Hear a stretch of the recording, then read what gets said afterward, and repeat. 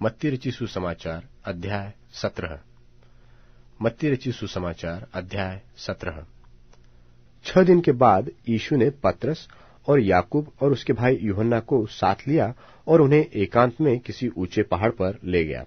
और उनके सामने उसका रूपांतर हुआ और उसका मुंह सूर्य की नाई चमका और उसका वस्त्र ज्योति की नाई उजला हो गया।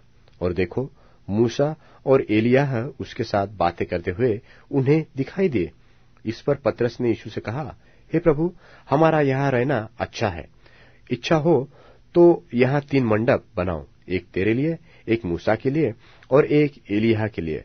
वह बोल ही रहा था कि देखो, एक उजले बादल ने उन्हें छा लिया और देखो, एक बादल में से यह शब्द निकला कि यह मेरा प्रिय पुत्र है, जिससे मैं प्रसन्न हूं, इसकी सुनो। चेले यह सुनकर मुंह के बल गिरे और अत्यंत डर गए। यीशु ने पास आकर उन्हें छुआ और कहा, उठो, डरो मत। तब उन्होंने अपनी आंखें उठाकर यीशु को छोड़ किसी और को न देखा। जब वे पहाड़ से उतर रहे थे, तब यीशु ने उन्हें यह आज्ञा दी कि जब तक मनुष्य का पुत्र मरे हुओं में से न जी उठे, तब तक जो कुछ तुमने देखा है किसी से न कहना। और उसके चेलों ने उससे पूछा, फिर शास्त्री क्यों कहते हैं कि एलिय्याह का पहले आना अवश्य है? उसने उत्तर दिया कि एलिय्याह तो आएगा और सब कुछ सुधारेगा, परंतु मैं तुमसे कहता हूं कि एलिय्याह आ चुका है और उन्होंने उसे नहीं पहचाना, परंतु जैसा चाहा वैसा ही उसके साथ किया। इसी रीति से मनुष्य का पुत्र भी उनके हाथों से दुख उठाएगा। तब चेलों ने समझा कि उसने हमसे यूहन्ना बपतिस्मा देने वाले के विषय में कहा है।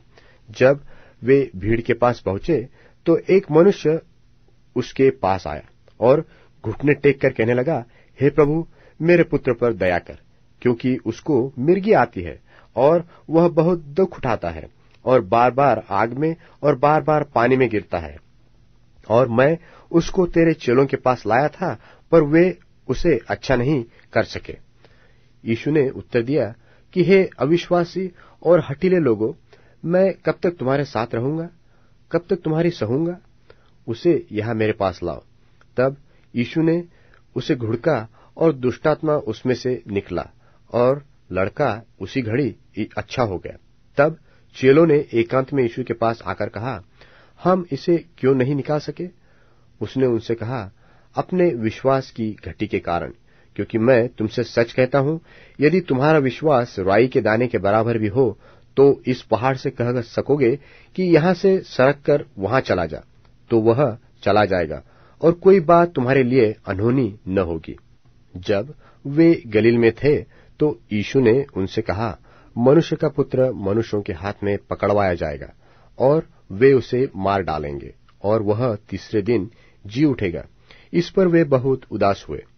जब वे कफरनहूम में पहुंचे तो मंदिर के लिए कर लेने वालों ने पतरस के पास आकर पूछा कि क्या तुम्हारा गुरु मंदिर का कर नहीं देता? उसने कहा, हाँ, देता तो है।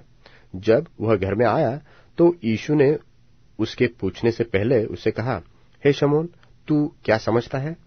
पृथ्वी के राजा महसूल या कर किनसे लेते हैं, अपने पुत्रों से या परायों से?